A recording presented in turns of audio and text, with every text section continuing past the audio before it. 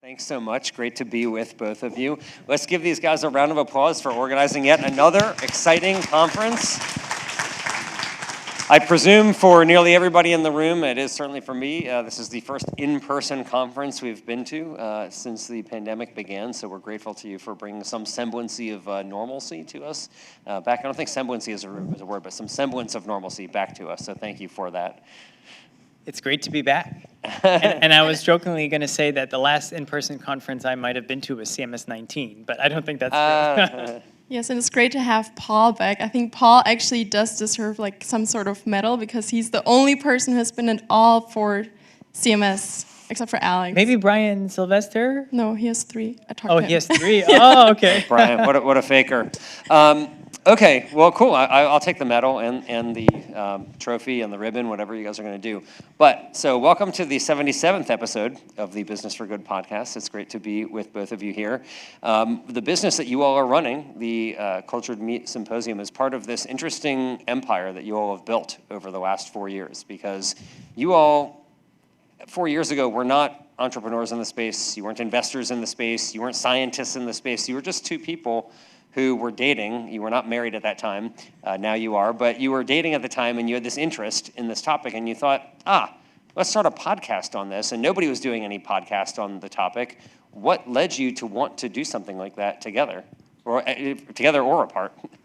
Well, I'll start by saying it was originally, I guess, ideated at I think it was a Google office, and one of our team members, Yuri, who's in the AV room right now, works at Google, and we would get together with Cyrus and Yuri and Anita, and we would just go into conference rooms maybe once a month, and we would start thinking about different ideas to execute.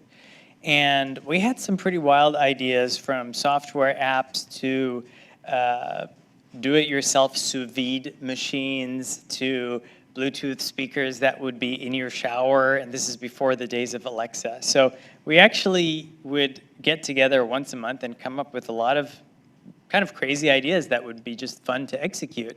And then one day Anita thought, like, hey, have you guys heard of cultured meat? And I'll let you take it from there. Anita, how had you even heard of cultured meat at this point? This is like back in 2017. What was it that did you know about the Mark Post burger? Like, what was it? Right, I think it was definitely an article about the Mark Post burger.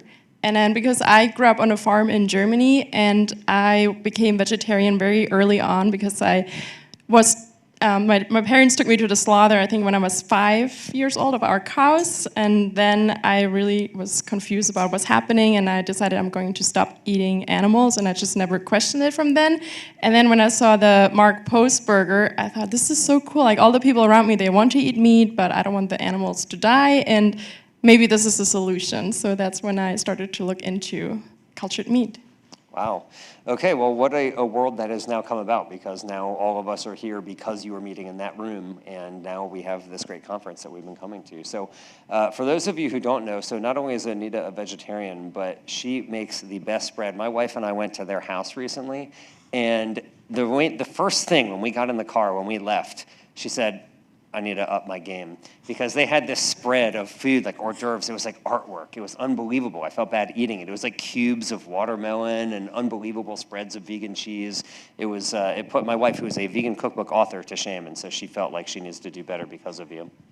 We cannot forget the just egg omelets. I don't forget that. It was really good. And I think you called Josh Tetrick, like, after you ate it, and we had a conversation with him about it. Yeah. Well, he has now been invoked in this at least. So, yeah, that was a lot of fun. Okay, so you guys, then you're doing a podcast. At what point are you thinking, hey, we actually want to start a conference? Because most of these conferences are put on by conference organizing companies, right? These companies, that's all they do. They just put on conferences around the world. It's a very lucrative business opportunity, actually. A lot of these high-value conferences where people in the industry, their employers pay, and so you have these 4-figure tickets that people are buying. And you thought, let's just do a conference. You don't have any conference organizing experience, I presume. Why? Right. I think so. First, we got in that, when we were in this room, we first decided, let's create a cultured meat company.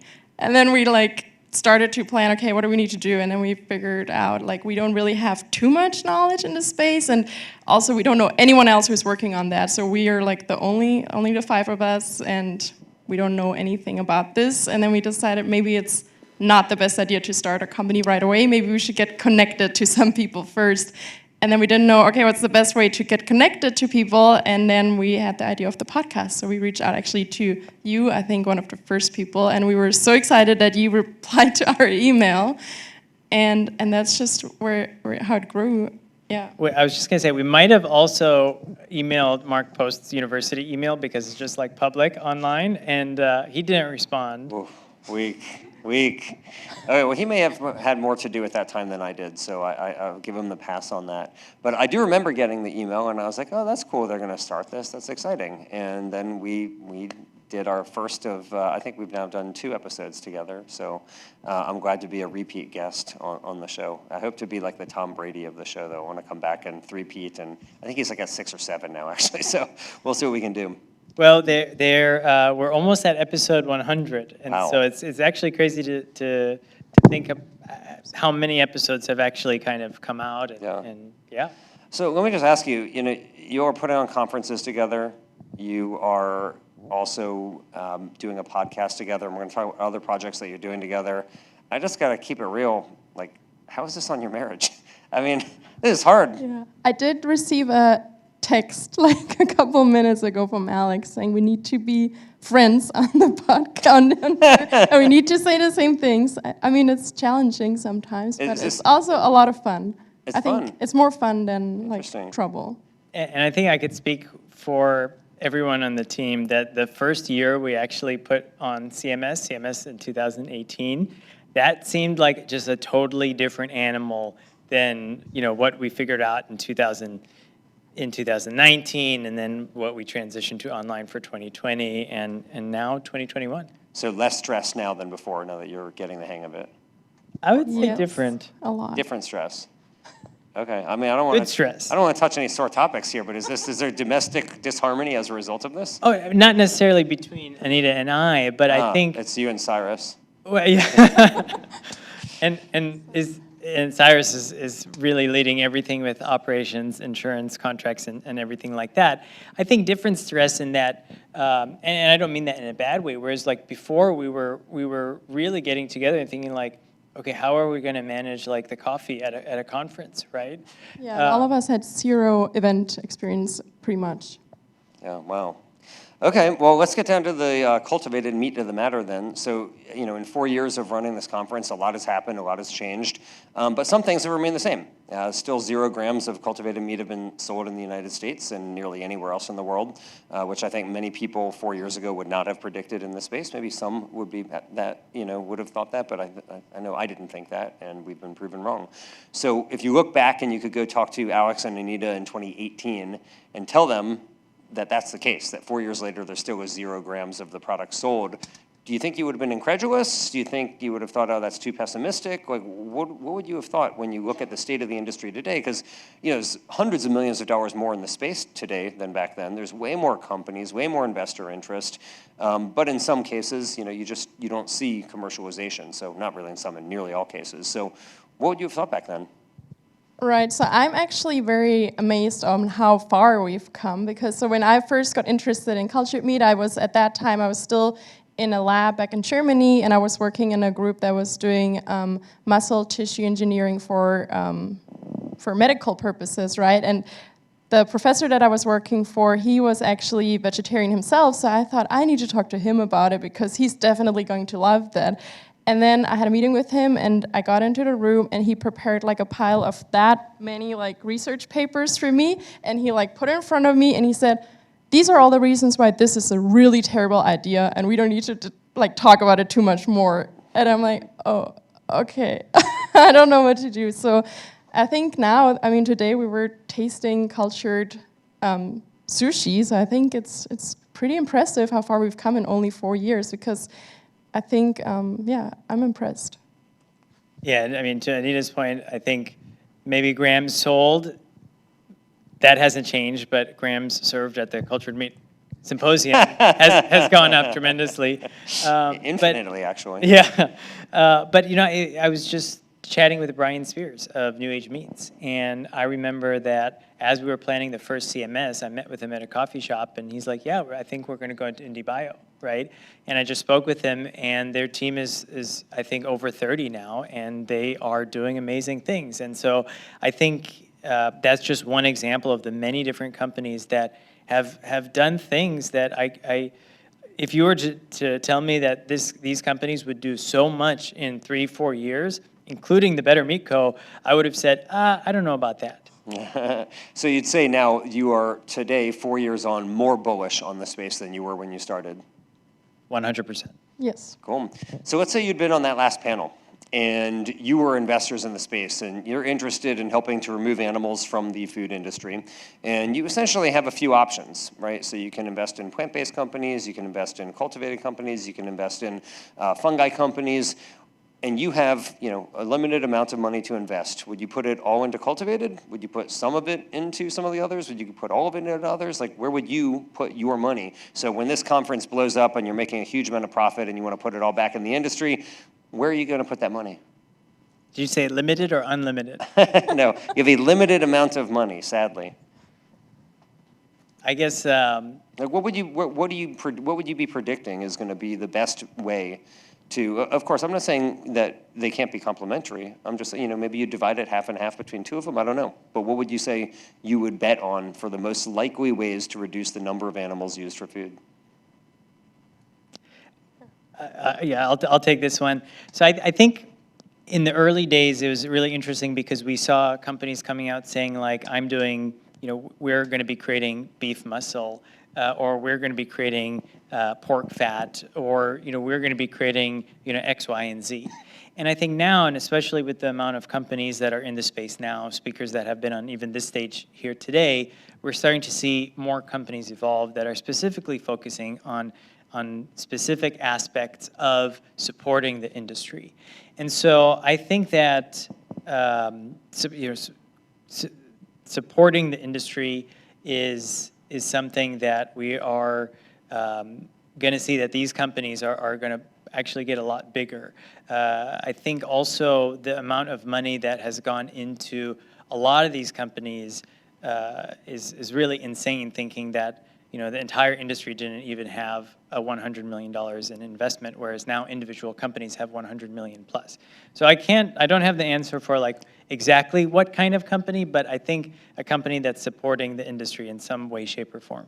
Interesting. What about you, Anita? Right. Would you invest in more than cultivated meat, or would you put it all in cultivated meat? I think I would evenly distribute it between all categories because I do think so. If it was for me, like I mean, I'm vegan, so I would be totally fine on a plant-based diet, but I just realized, there's just so many people in this world that will always, no matter what, they will not like to eat something vegan. Even sometimes I made the experience, I bake a cake and I bring it to a party and people eat it, and then they're like, oh, this is so tasty, can I have a second slice? And then somebody will mention is this a vegan cake? And I'm like, yeah, it's vegan. And they're like, yeah, no, I'm good, I don't want another slice. And I think it's just I don't know what it is because I don't understand it personally because to me it doesn't make sense, but I just know so many people in my friends and family circles that just will, no matter what, they will always be like, no, I need my meat and it needs to come from an animal and it needs to be meat. So I think cultured meat is really the best shot to really have it meat because it is meat, right? It's from an animal, so that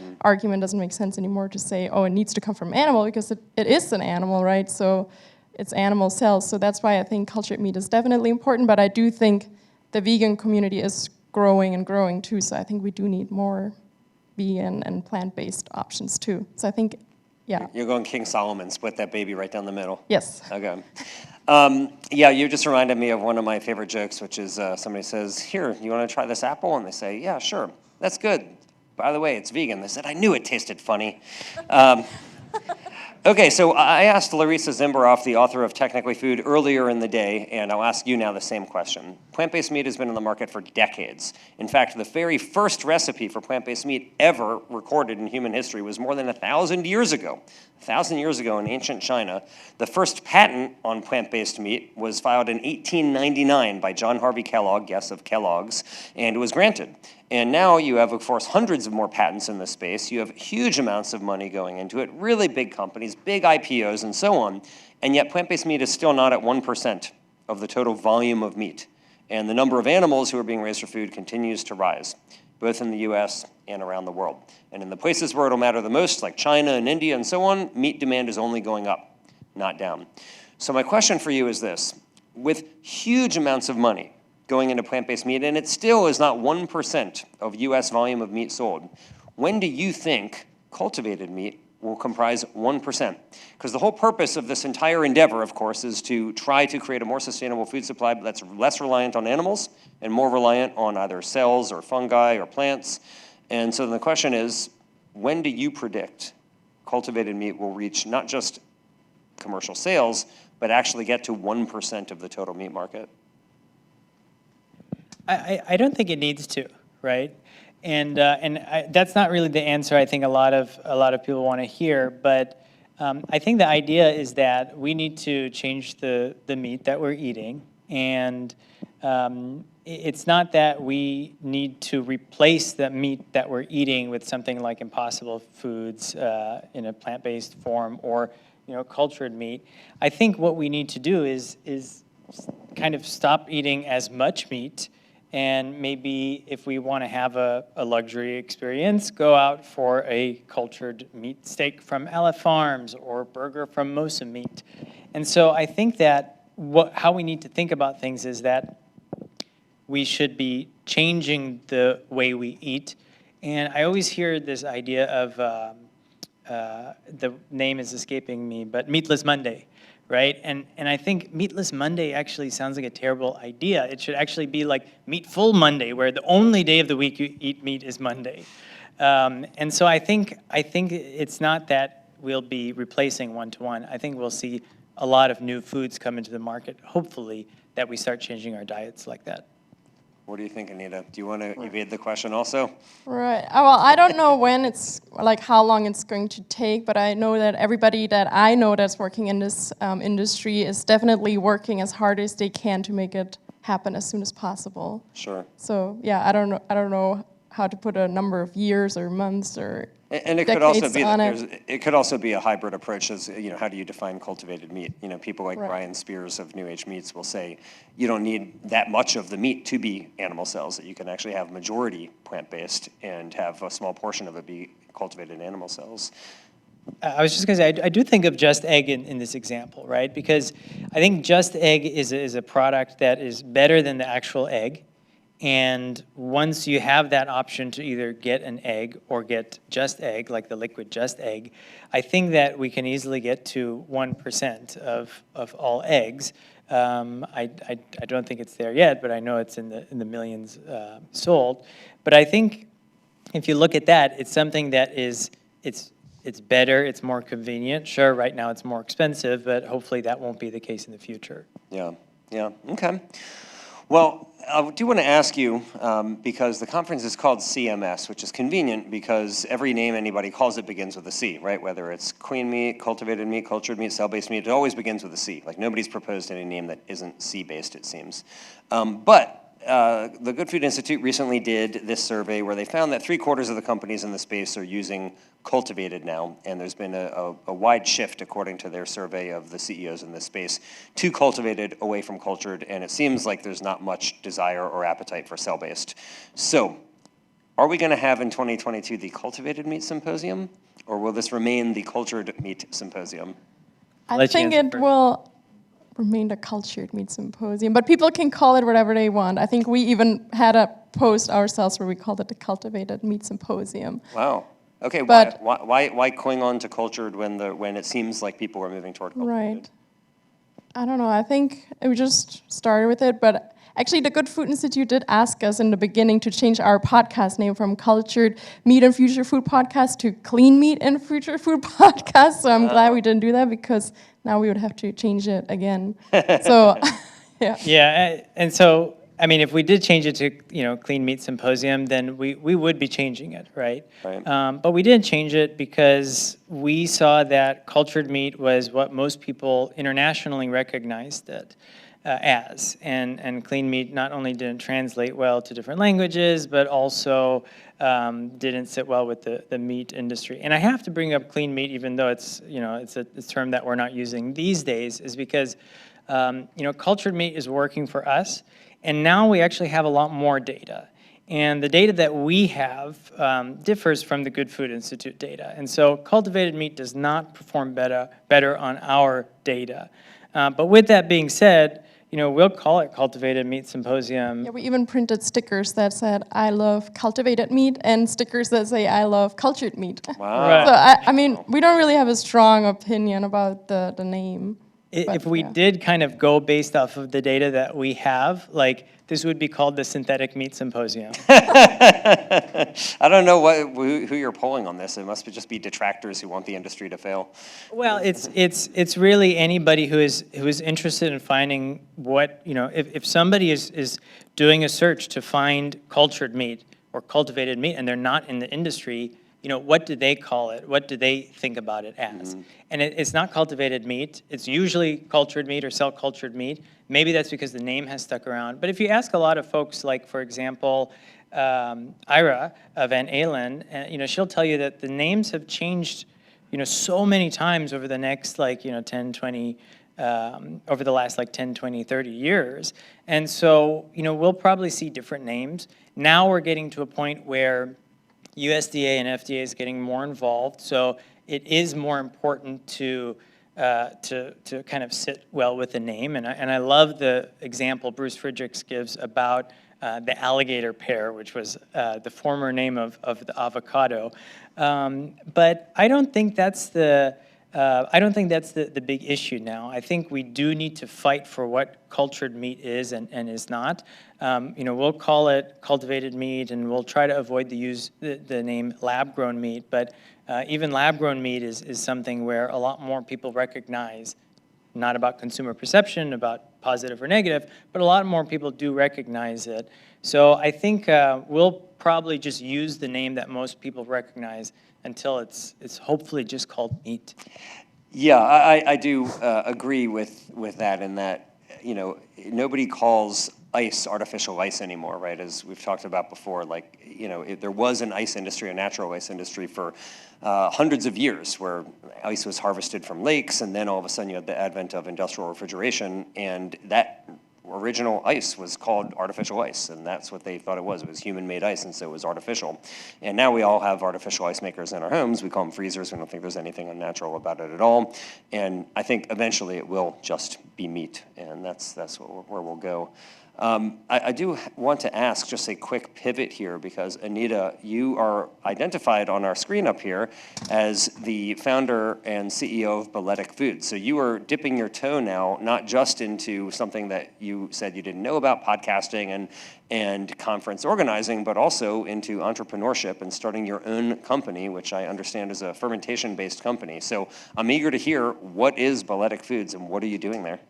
Right, so as I mentioned in the beginning, we always, 4 or 5 years ago, we did get in that room together and we said we're going to create a cultured meat company. So I always did have the idea of a company, but then I guess just things happened and then it didn't become an actual company. We created CMS and a podcast and everything, life got busy. But I still, in the back of my head, I was always thinking about, if I created a company, what could that be in this space? And as we just learned more and more and more about this space, I just felt like, okay, I don't just want to create another cultured meat company anymore, because it just didn't feel right. And so now with Broellechs Foods, we're creating recombinant protein. So we're actually creating meat protein. So it's not that we're not creating the actual animal cells. We're not culturing the animal cells, because I did learn there's a lot of challenges with that. So we're creating recombinant meat protein that can be used for as an ingredient, pretty much, for different applications. Cool. Are you able to divulge what species or what types of animal proteins you are seeking to ferment here?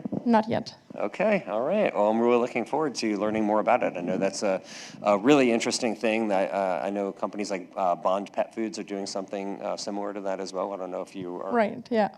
Similar, yeah. Similar, but you're better, right, of course.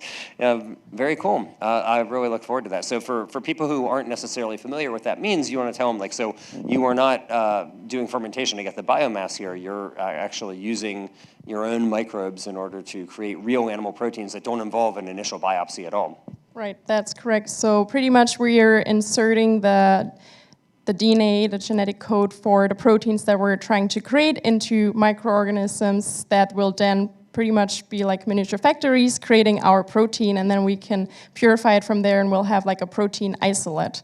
And so the results is just protein, so it's not actual animal cells in there, and the organism that we're using will also not be in the final product. So the product is pretty much just protein. So it's similar to what Perfect Day is doing or Clara Foods, but for meat. Exciting. All right. Well, I can't wait to learn more and hear about your big seed round, which I'm sure will be a very massive number. So let me also ask you, so I'm really intrigued by this idea that you, as a married couple, are doing all these projects. I can assure you that if my wife and I were doing all these projects, it would lead to divorce. So I'm, you have the podcast, you have the conference. Now you're starting your own company, although, Alex, I don't think you're involved in that. I hope not, at least. Just as a partner. Not a business partner, as a husband. Okay, good. Just keep it that way. But you're also now doing a book together, a children's book. So tell me about this. What led you to think, this would be a good use of our time? We're going to write a children's book? What's it about?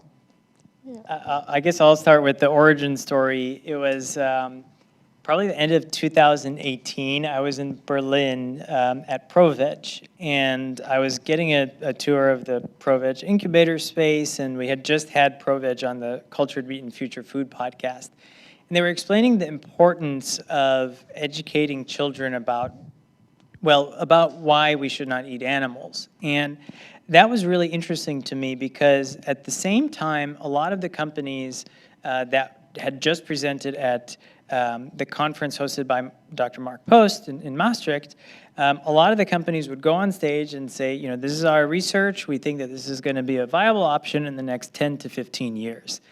And so, I was, chatting with Anita and some of the other folks that are, could potentially make this happen. And we thought, well, who's going to be making purchasing decisions in the next 10 to 15 years when perhaps these cultured meat products are available? And those are, today's children. And so the book, which is entitled "Where Do Hot Dogs Come From?" is a way to kind of educate parents and younger children that there are different ways to make food or to make meat. And I don't know if he is still here, but Gabe might be in the audience. He's our illustrator. And Gabe is there. And raise your hand. Oh, there we go. He was behind the column. But I also want to say that it stems a lot from Anita's experiences. So I'll pass it off. Right, so as I mentioned, I grew up on a farm in Germany, and when I decided I was going to be vegetarian, I really didn't even know that that's a thing. I didn't even know what a vegetarian was. And then my parents told me, so you're going to be vegetarian? I'm like, what does that mean? Or like, if you don't eat animal product, or if you don't eat meat, you're a vegetarian. I'm like, okay, that's what I'm going to be. So yeah, so I felt like when I was little, like nobody even, like it wasn't really an option, and nobody educated me about it, and everybody just thought I was a crazy little girl, like that, I don't know, they'd still put like meat on my plate all the time, and they're just like, why would she not eat that? That's so weird. And I just feel like we have to just tell our children, or we have to tell children that there are alternatives. You can't just like force children to eat meat without sharing with them that there are alternatives to it. Very cool. Well, when is the book coming out? Will it be available for holiday gifts in 2021? It will be. So we just hosted a successful Kickstarter. So thank you for any backers. I see a couple in the audience. Thank you for the backers of the Kickstarter campaign. And you got one of them on stage with you too. Oh yeah, of course, yeah. Thanks, Paul. And we are now testing out prints, and I see Gabe back there. And it'll actually be ready next month. So in actually a couple of days, we'll start shipping some of the first books out. Yeah, if anyone is interested in learning more about it, the URL where you can learn more about it is just hotdog.fyi. So hotdog.fyi. Okay, cool. All right, as we begin to wrap up, as you know, as listeners of the Business for Good podcast, every episode there's always 2 questions that get asked to guests. So I hope you've had time to pre-consider. But first and foremost, you all are up to so many things. So for anybody who's thinking, wow, what a power couple, these guys are so awesome, I want to be more like them, what resources do you offer? Are there any things that you've read, that you've seen, that you've really enjoyed, that you found useful, that you would recommend to other people to guide them in their journeys as they embark on trying to do some good in the world like you all are doing? So I listen to a lot of audiobooks and podcasts that just like inspire me, and yeah, Paul's podcast, for example, is a good resource, I think. But yeah, in general, yeah, I just like to listen. Like when I'm doing things, I just have like my headphones and I listen to things. Yeah. And for anybody who is new to the space, anything from New Harvest or the Good Food Institute are fantastic places to start, really good resources. But lately, Protein Report, I believe it's proteinreport.org, has been a really great resource, aggregate of really what is happening in the space right now. Right, and one more resource to add for scientific people in the room. The Mark Post Conference is the #1, I think, scientific conference. In the Netherlands. Everywhere. So it's going to be virtual, actually happening in the end of November. Okay, Yeah. cool. All right, well, we'll include links to all of those in the show notes for this episode. And finally, I know, Anita, your answer to this question, since you just started your own company to do this, but there's a lot of ideas out there. There's only so many things that any individual can do. And a lot of the times people in this space have lots of ideas for companies that they wish existed that don't exist, or they wish that somebody would tackle this problem that hasn't yet been tackled. So do you have any thoughts of what you're not doing that you wish somebody else would take up? Maybe somebody listening to this episode right now who would say, Alex and Anita think I ought to do this. Maybe I'll start this company. Well, I don't know if this is actually possible, or like I don't know too much about it, but I noticed that there are some plant-based fish options now where they pretty much take like a melon or like a tomato-based, like you can like boil tomatoes and then it looks like sushi. And I was thinking it would be super cool to genetically engineer like tomato to make it actually produce fish protein, and then you can harvest that, and then it's like a cool tomato like fish protein sushi type of thing. That is really cool. I think that you would make Larissa Zimberoff's blood boil if that happened. She's like cringing listening to this. I think it would be pretty cool to see. I know that there is already the tomato that can withstand the freezing. They engineered it to have like some fish gene in there. I don't know. Yeah. Anyway, well, for any of you would-be entrepreneurs or wantrepreneurs out there, you can try making a tomato-based sushi that actually has real fish protein. What about you, Alex? I think that as we've seen more and more resources in cultured meat, what is starting to get really exciting, and I don't think there's quite a forum on the topic yet, is a kind of cultured meat symposium, but instead of cultured meat, it would be about cultured leather products. And I was just speaking to some folks from In Vitro Labs. I don't know if there's a large forum dedicated to these types of material technologies using cellular agriculture yet, but I think that could be interesting. Yeah, that would be really cool. In fact, there's some really interesting companies forging real partnerships now with like Stella McCartney and Adidas. They're doing mycelium leather, so it's not quite cellular agriculture, but it's still really cool. And even Pinatex, which is using upcycled pineapple plant leaves, is creating real partnerships and creating leather-type products from the pineapple industry. So that would be awesome. I know that there is a GFI-type organization now, the Materials Innovation Initiative, which is designed to act like a Good Food Institute for the animal-free material space, but maybe they'll be the ones to put on that conference. Right, and I think there's actually a new podcast that started. I forgot what exactly it's called, or I forgot the person's name who started it too. Do you remember? We'll put that in the show notes too. But the first episode is from the Material Innovation Institute or Initiative. Cool. Initiative. Yeah. Okay, well, very cool. Well, I know that I speak for everybody who is here at this conference and everybody who's virtually streaming and everybody who wants to attend this conference in expressing real gratitude to both of you for being the progenitors of this conference, for sticking with it through not only the pandemic, but now the post-pandemic, and bringing us all together to create a real industry, not just a movement of people who are interested in this theoretical challenge, but a real industry where there's real dollars and real companies that are doing great things. And hopefully next year, we're going to have a 10-fold increase in the amount of cultivated meat that's being served at CMS 2022. So please give a round of applause to Anita and Alex.